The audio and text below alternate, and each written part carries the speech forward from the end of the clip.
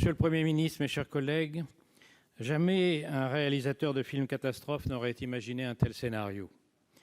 Au début de l'hiver, sur les étals d'un marché chinois, où l'on vend pêle-mêle champignons et plantes médicinales improbables, animaux à plumes et à poils morts et vivants, où des chauves-souris nichent dans les trous des plafonds, un vieil homme achète à la découpe un morceau de l'animal le plus bizarre au monde, qui ressemble à un rat entièrement couvert d'écailles, un pangolin.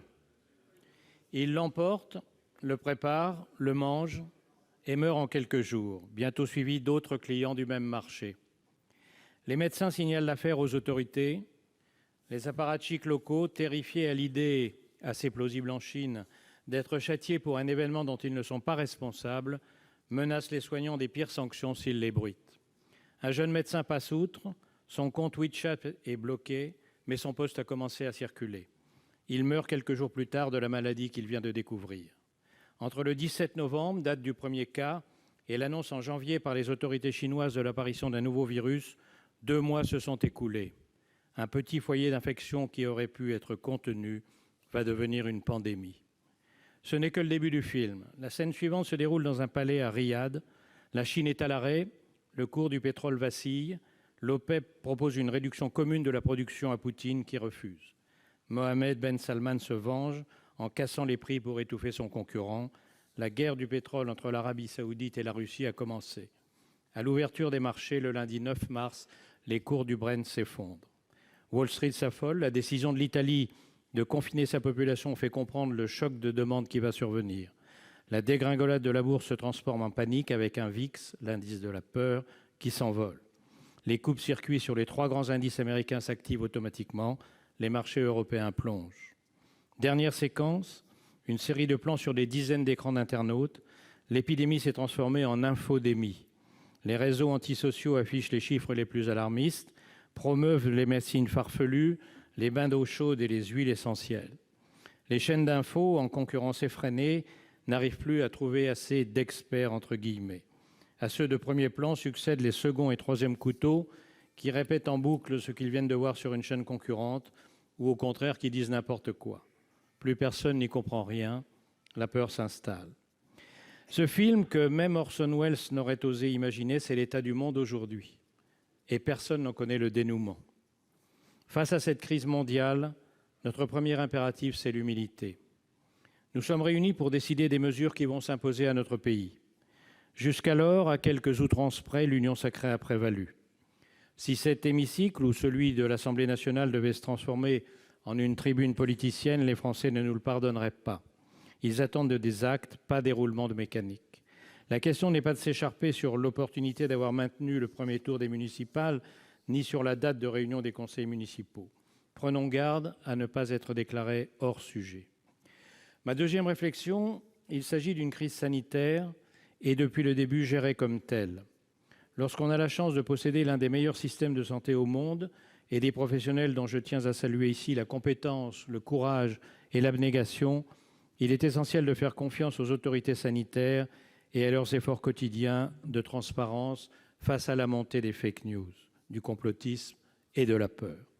Il peut leur arriver, il leur est déjà arrivé, de ne pas avoir toutes les réponses face à un ennemi inédit, mais ce dont je suis certain, c'est que les réponses qu'ils ont sont plus pertinentes que celles de leurs contradicteurs. Ma troisième réflexion, il s'agit aussi bien sûr d'une crise économique et sociale. Elle sera tout aussi grave et pose un dilemme effrayant. Prendre des mesures de confinement trop drastiques, c'est tuer l'économie. Ne pas en prendre, c'est laisser mourir des Français. Quoi que l'on fasse, les critiques fuseront.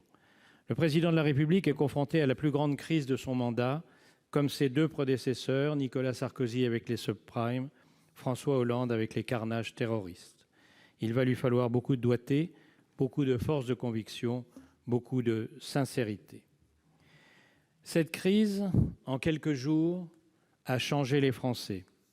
Jusqu'à dimanche dernier, les journaux du monde entier s'étonnaient de ce peuple incurable, rebelle à toute discipline, réuni par milliers dans les parcs sous le soleil.